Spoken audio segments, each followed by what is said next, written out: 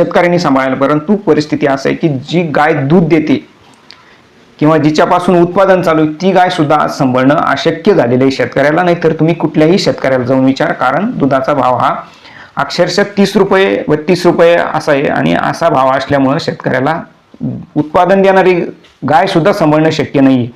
हे दुधाचे भाव हे 45 रुपयापेक्षा जास्त पाहिजे अशी परिस्थिती किंवा काळ इतक्या पुढे निघून गेलेला आहे. बाकीच्या गोष्टींचे निविष्ठा जे म्हणतो आपण त्याला, त्यांचे भाव प्रचंड वाढलेले, परंतु दुधाचे भाव वाढलेले नाहीये.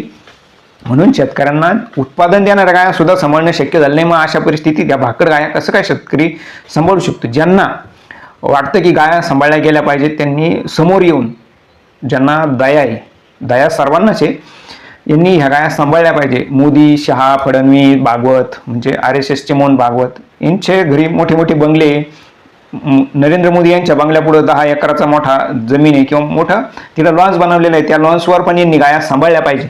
काय अडचण नाही त्यांना सांभाळायला. देवेंद्र फडणवीस वर्षा बंगल्यावर त्यांनी 1-2 गाया सांभाळल्या पाहिजे, म्हणजे खालच्या लोकांपर्यंत चांगला मेसेज जाईल. त्याच्यातून मग जे भाजप, RSS, बजरंग दल, गोरक्षकी यांना एक चांगला संदेश मिळाला की बाबा आपले वरचे नेते जर एवढं चांगलं काम करतायत तर आपण पण केलं पाहिजे. आणि त्यांनी त्या गाया आपापल्या बंगल्यापुढे 2-2, 4-4 गाया सांभाळल्या पाहिजे. ते टोणे पण सांभाळले पाहिजे.